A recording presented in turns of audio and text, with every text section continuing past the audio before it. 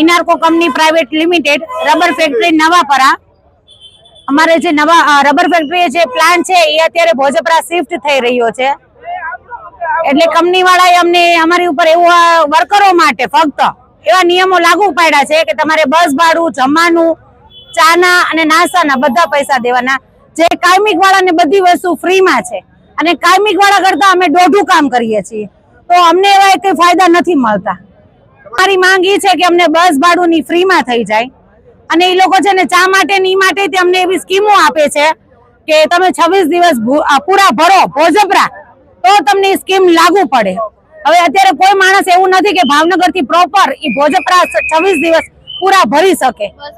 હા, એટલે એ સ્કીમ તો અમને લાગુ પડવાની જ નથી, એનો અમને લાભ મળવાનો જ નથી।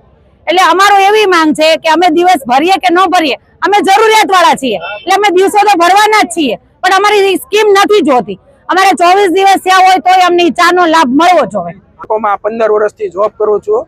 અમારે અહીંયા કેવો ઇસ્યુ છે કે બીજો પ્લાન્ટ કરી દે છે ત્યારે શિફ્ટ થયો છે, ત્યાં અમને 3 બેનિફિટ જોવે છે। એક બસ ફ્રી જોવે છે, કેન્ટીન નું ભાડું જોવે છે અને જમવાનું ફ્રી જોવે છે ને ચાના કૂપન ફ્રી જોવે છે।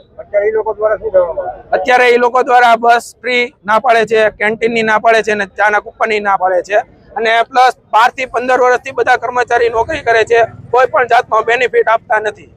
જ્યારે CLPL ના પૈસા હોય ત્યારે તે બહાર આવી રીતના ટોળું ઊભું કરાવે છે, બધા નોકરી મૂકી દેશે।